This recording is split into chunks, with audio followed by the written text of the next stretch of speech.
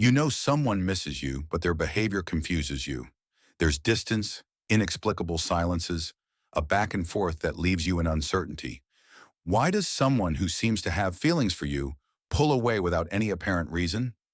Carl Jung had the answer. The human mind is a labyrinth of repressed desires, unconscious fears, and internal conflicts that shape our relationships. It's not that they don't want to be with you. It's that something inside them holds them back. If you've ever felt trapped in this kind of dynamic, where someone longs for you but simultaneously distances themselves, the first thing you need to understand is that the problem isn't what's said on the surface, but what's hidden in the unconscious. Jung taught us that the human psyche is governed by forces we rarely fully comprehend. That person who seems elusive, distant, contradictory isn't acting rationally. They're caught in a game of shadows where the desire for connection clashes with their own fears, traumas, or emotional wounds. It's possible that in their childhood, love was conditional, that they learned opening up emotionally comes with a price, the pain of rejection, the feeling of abandonment, or the fear of not being enough. From Jung's perspective, these early experiences don't vanish with time. They embed themselves deep in the psyche, becoming behavioral patterns that repeat over and over. The paradox is this: they miss you but pull away because their unconscious tells them getting too close is dangerous. This is where the concept of the shadow comes in, one of Jung's most revolutionary ideas. The shadow is that part of us we hide, that we don't want to accept, but that still influences our lives. When someone seems drawn to you and pulls away at the same time, it's because deep down, aspects of their shadow have been triggered. You might represent something they haven't processed inside: the possibility of being vulnerable, the fear of losing control, or the confrontation with wounds they preferred to ignore. But here's the most interesting part. What you see in the other is also a reflection of your own unconscious. Jung taught us that our relationships are mirrors of our psyche. If someone misses you but doesn't come closer, if they seem trapped between desire and fear, ask yourself, what part of me is experiencing the same thing? Could it be that you too are afraid to fully give yourself, or that somehow this dynamic feels familiar because you've lived something similar before? What attracts us isn't random. Our unconscious chooses the people we connect with, not just for affinity, but because they have something to show us about ourselves. If someone misses you but doesn't approach, they might be reflecting something you need to work on within yourself. Maybe you've also learned that love means suffering, uncertainty, or struggle. Maybe deep down, you're also afraid to fully give yourself. The key here isn't to obsess over the other person or try to decipher their intentions, but to use this experience as a gateway to your own self-knowledge. Jung would say that true growth happens when we stop focusing on the other and start looking within. Now, what do you do in a situation like this? How do you deal with someone who seems trapped in this emotional push and pull? The first thing is to understand that you can't force anyone to face their own shadow. Everyone has their own pace and their own internal processes. But what you can do is observe yourself. Ask yourself, why does this situation affect me so much? What part of me is seeking validation in this relationship? Am I waiting for the other to resolve their own conflicts so I can feel at peace? Before moving on, I'll take a moment to tell you that my book is now available. It's full of tips and techniques to help you overcome emotional blocks and love yourself more. Find the link in the description and in the pinned comment. Let's continue. Jung taught us that the more we depend on the other to feel complete, the more we disconnect from our true selves. It's not about waiting for the other person to resolve their internal conflicts so you can feel okay. It's about working on your own emotional autonomy. The paradox is that when you stop expecting the other to change, when you let go of the need for them to come closer or pull away, something powerful happens. Your energy shifts. And when your energy shifts, the dynamic of the relationship does too. The person who used to pull away might sense that they no longer have the same control over you, and in many cases, that pushes them to come closer. But here's the most important thing. By that point, it won't depend on what they do or don't do, because you'll have found something far more valuable: your own emotional stability. If you really want to understand why someone misses you yet keeps their distance, you need to look beyond the obvious. Most people focus on the superficial, the messages that don't come, the prolonged silences, the apparent indifference. But Jung would say the real issue lies in what's not said, in what's hidden beneath the surface of consciousness. That's where the answer to your uncertainty lies. The human mind isn't a linear structure, but a web of impulses, repressed desires, and past wounds that dictate how we act, often without us realizing it. The person who seems torn between desire and fear isn't consciously deciding to pull away or stay close. Their psyche is reacting to internal forces they probably don't even fully understand. When someone misses you but keeps their distance, it's because there's an internal conflict in their unconscious. On one side, there's attraction, emotional connection, a genuine desire to get closer. On the other, there are fears, traumas, past experiences that left deep marks. Maybe they learned that love means suffering, that emotional closeness carries the risk of abandonment, or that trusting someone too much can lead to disappointment. Jung said, the unconscious is like an ocean that holds everything we've lived through, even what we think we've forgotten.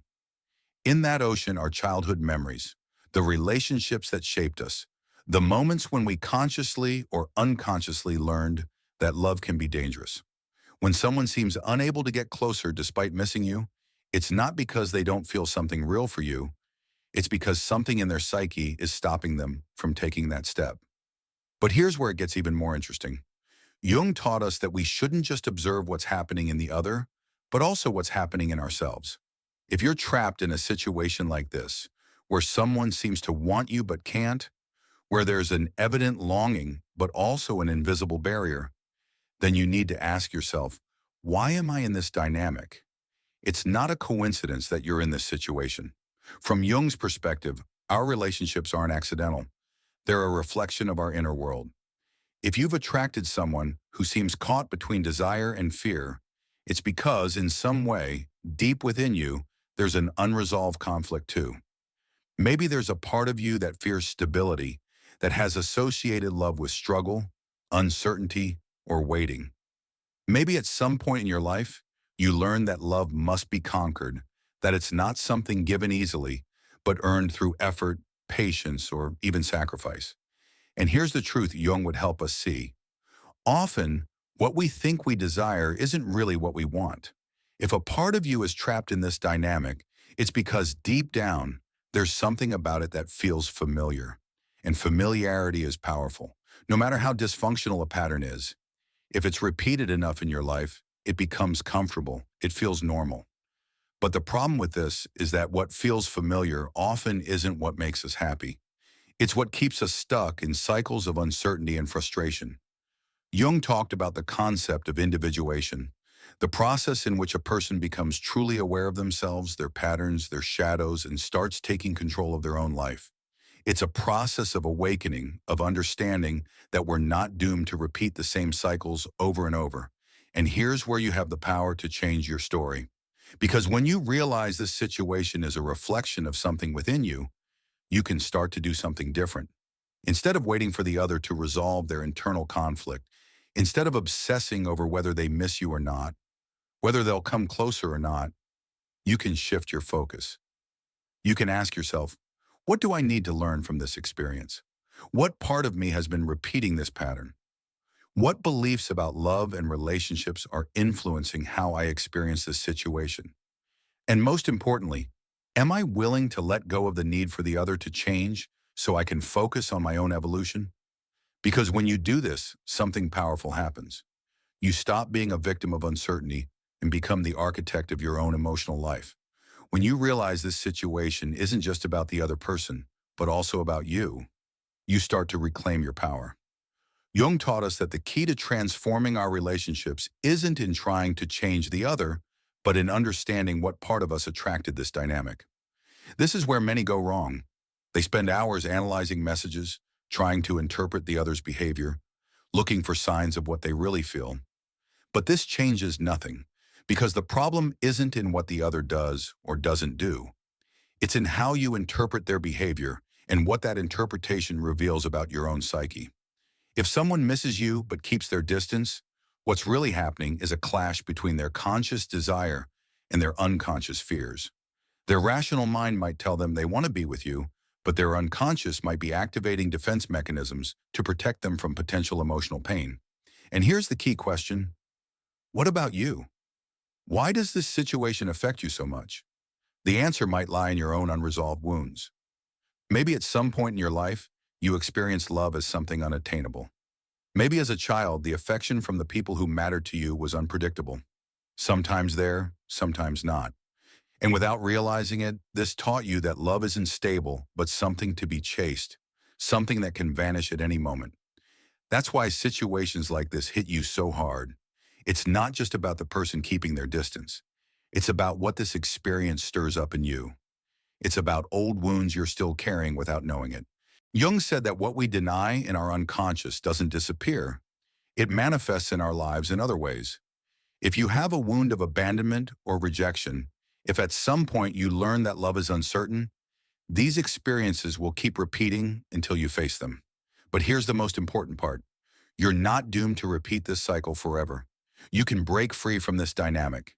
You can free yourself from the anxiety, the uncertainty, the feeling that you always have to wait for the other to decide whether they want to be with you or not. The first step is recognizing that you don't need anyone else to resolve their conflicts for you to be at peace. The second step is changing how you relate to this dynamic. Instead of being trapped in waiting, in the frustration that the other isn't doing what you expect, in the uncertainty of whether they'll come closer one day and pull away the next, you can make a decision. You can decide that your well-being won't depend on someone else, and when you do this, everything changes, because you stop giving the other the power to define how you feel. You're no longer tied to their indecision. You no longer need them to give you answers or act a certain way for you to feel calm. Jung would say this is the true path to individuation, stopping the search outside for what we can only find within. But that doesn't mean you should disconnect emotionally or close your heart. It means you start relating from a different place, from fullness instead of need, from awareness instead of automatic reaction. Because when you change your energy, the dynamic changes too. The person who used to pull away might start to notice the difference. They might sense that you no longer need their approval, that you're not waiting for their validation. And many times, this makes them come closer. But when they do, you won't depend on it anymore, because you'll have understood something far more important. True connection isn't based on uncertainty, fear, or fighting for the other's attention. It's based on balance, clarity, and the security you have in yourself.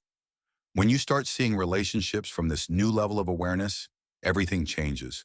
You're no longer trapped in uncertainty. You no longer burn yourself out waiting for answers that never come. Because you've understood that the problem was never the other person, but how you interpreted their behavior and what that stirred up in you. Jung taught us that everything we experience in the outside world is a projection of our unconscious. The dynamics that affect us most aren't random. They're mirrors reflecting parts of our psyche we haven't yet integrated. If someone misses you but keeps their distance, it doesn't just speak to their internal conflicts. It's also an opportunity to ask yourself, what's happening inside me? Why do I struggle with this? Why do I feel I need external confirmation to feel secure? These questions might be uncomfortable, but they're necessary, because the problem is never really the other person. It's what their behavior awakens in you. And until you face this, you'll keep repeating the same patterns with different people.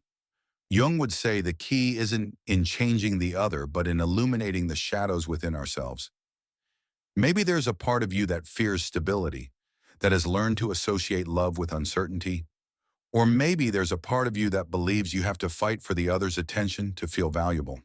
But here's the truth. Love shouldn't feel like a battle. It shouldn't make you doubt your worth or leave you trapped in constant anxiety. True love is clear. It doesn't play with uncertainty or hide behind confusing silences. It doesn't make you feel like you have to earn it or constantly prove you deserve to be loved. When someone is in your life but isn't truly present, when they seem caught between closeness and fear, the best thing you can do isn't to try to make them stay.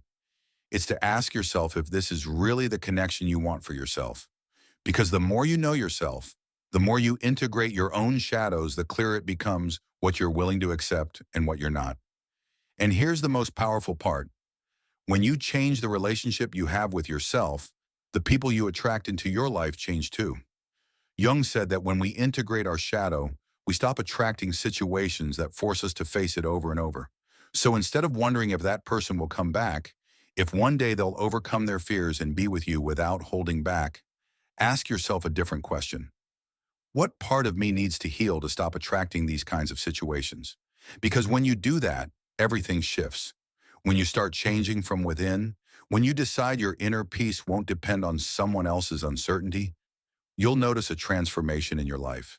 The anxiety dissolves, the need for answers fades, and in its place emerges a powerful clarity. The truth is, love shouldn't feel like a constant question mark. You shouldn't live in a state of doubt, wondering if the other person will finally decide to come closer or stay trapped in their own fears.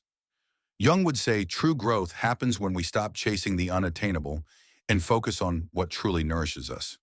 When someone misses you but can't come closer, it's not your responsibility to make them overcome their internal barriers.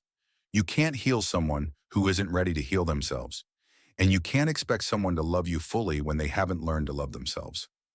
The most valuable thing you can do is decide what kind of love and connection you want in your life. Not from need, not from fear of loneliness, but from a place of fullness. When you become someone who doesn't need the other's validation, when you learn to let go without fear, when you understand that your well-being doesn't depend on whether someone comes back or not, you become magnetic. Because the energy of a person who chooses themselves is irresistible. The paradox of all this is that when you stop searching desperately, when you let go of the need for the other to change, often the dynamic flips. The person who used to pull away might start to come closer. But when they do, you won't be in the same place anymore. Because you'll have evolved. You'll have learned to give yourself what you once expected from others. And at that moment, it won't matter if someone comes back or not. Because you'll have realized something far more valuable. You are enough. This message isn't just for you. There are many people trapped in this same dynamic. People who feel lost in uncertainty, searching for answers where there's only silence. Share this video with someone who needs to hear it, someone you know is going through the same thing. Leave me a comment below and tell me, what part of this message resonated with you most? Have you ever found yourself in this situation? What have you learned about yourself through these experiences? If you haven't yet, subscribe and turn on the bell so you don't miss more content like this. Every interaction, every comment, every time you share this message helps it reach more people who need this information. Remember, your life and relationships don't have to be ruled by uncertainty. You have the power to change your story, to choose from awareness, and to build connections that truly nourish you. Growth begins when you decide you deserve more. Are you ready to take that step? I'll see you in the next video.